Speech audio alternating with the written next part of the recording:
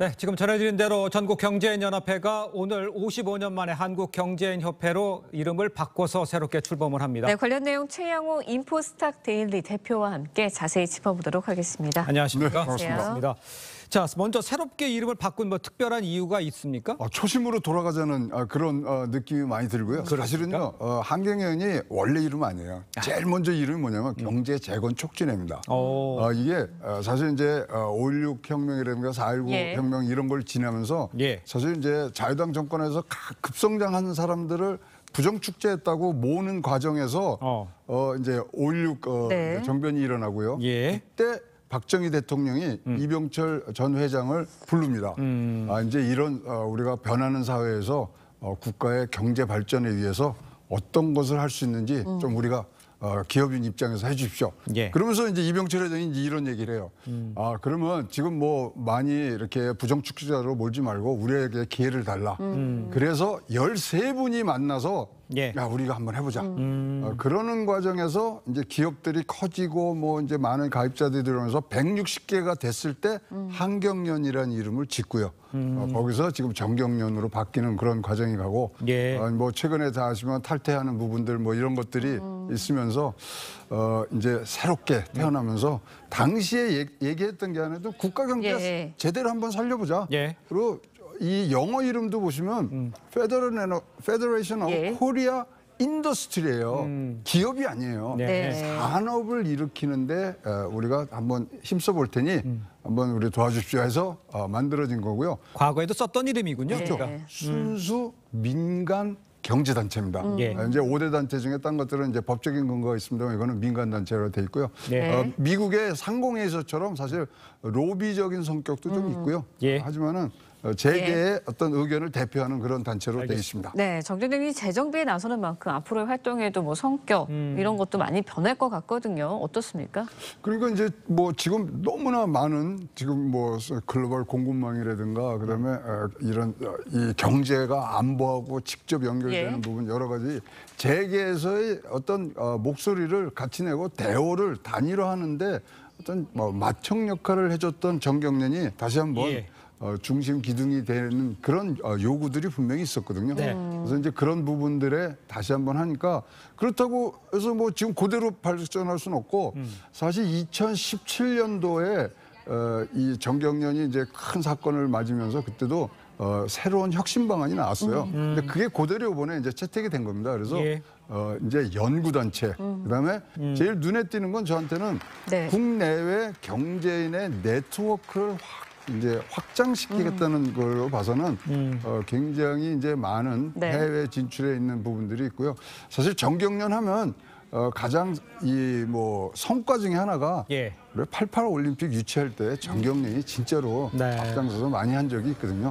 그런 경험들을 이제 다시 한번 되새기는 그런 부분이 있다고 보여집니다. 알겠습니다. 지금 말씀하신 경우는 2017년 사건 이렇게 얘기했으면 국정농단 사건을 이야기하는 것인데 지금 보면 가장 관심 있는 게 삼성이 탈퇴했다가 다시 들어온다는 거잖아요. 이번은 왜 복귀를 하게 된 건지 그걸 좀 배경을 같은 거 설명해 주실 수 있습니까? 일단은 뭐 저도 이제 취재해봤더니 사실 반도체라든가 2차 전지라든가 지금 너무나 대오가 이제 확산이 돼 있습니다.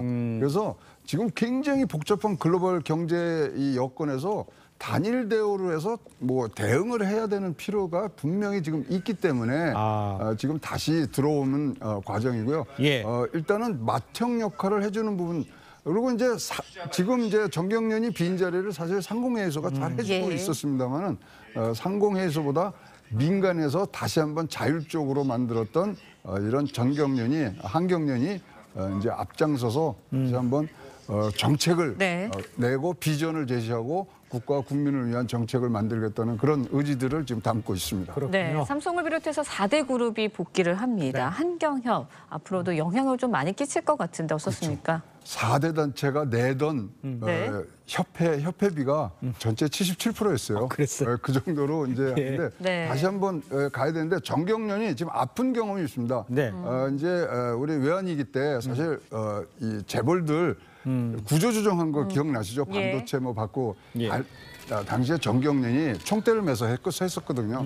그래서 그런 부분 또 그다음에 이래재단 그다음에 뭐 미르 스포츠단 이런 것들이 있기 때문에 사실 혁신에 대한 국민적 공감대를 지금 가져와야 되는 부분에서 4대 그룹이 딱 자리를 잡아줘서 이제 선제적으로 예. 대응을 해주는 부분들로 국민적 공감대를 끼우기에는 이 4대 그룹들이 다시 복귀를 해야지만 진정한 의미의 우리 국가 경제를 대표하는 그런 민간단체로서의 역할을 할 수 있지 않을까 이렇게 보여집니다. 4대 그룹이 모여서 이제 네. 민간단체에 큰 역할을 할 거라 이렇게 전망을 해줬습니다만 일부에서는 뭐 많은 분들이 걱정하는 게 정경유착이 또 있을 수 있지 않을까라는 걱정. 어떻게 이번에는 바뀌어야 됩니까? 그러면? 그리고 이제 여기는 이제 윤리경영위원회가 이제 있어서 거기서 이제 사실 어떤 신호가 나오면은 네. 이제 그거를 막아주고 네. 그다음에 뭐 다들 이제 이사회에 뭐 다들 삼성 네. 같은데 보시면 준법감시위원단이 있지 않습니까? 예. 그래서 그런 부분들에서는 이제 재발 방지에 어떤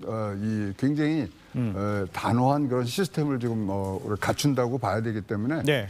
그렇다면 그런 것이 조금이라도 나오면 탈퇴를 다시 하겠다. 네. 그러한 지금 뭐 어떤 선제적인 그런 선을 긋고서 들어가기 때문에 예. 일단은 우리의 목소리를 모으면서 또 목소리를 모으는 과정에서도 경제 단체로서 독립성을 유지할 수 있도록 사실 정부에서 이것도 가만히 놔둬야 됩니다. 사실 북한에 뭐 물건 뭐 구호물품 줄 때 정경련 이용했죠. 뭐 올림픽 할 때도 좀 하라 그랬죠. 그다음 미소금융재단도 하라 그랬죠. 예. 사실 자발적으로 뭘 먼저서 한 거는 없거든요. 그래서 그런 것도 좀 독립성을 해주면 과정에서 예. 경제인들이 이제 마음껏 뛰놀 수 있는 그런 네트워크를 만드는데 도움을 주셨으면 좋겠습니다. 그러면 이게 네. 정경유착에 대한 우려는 좀 많이 불식시킬 수 있다 이렇게 보시는 문제는 겁니까? 일어나면 안 되죠. 사실 네. 옛날에 대선 비자금 있고 이례재단도 있고 예. 하는 사건이 있기 때문에 결코 그런 일이 다시 일어나지 않는 그런 자세로 일어났으면 좋겠습니다. 알겠습니다. 네, 새로운 보완 장치들이 좀 있을 것 같은데 예. 일단 뭐 경제인 단체입니다. 그러다 보니까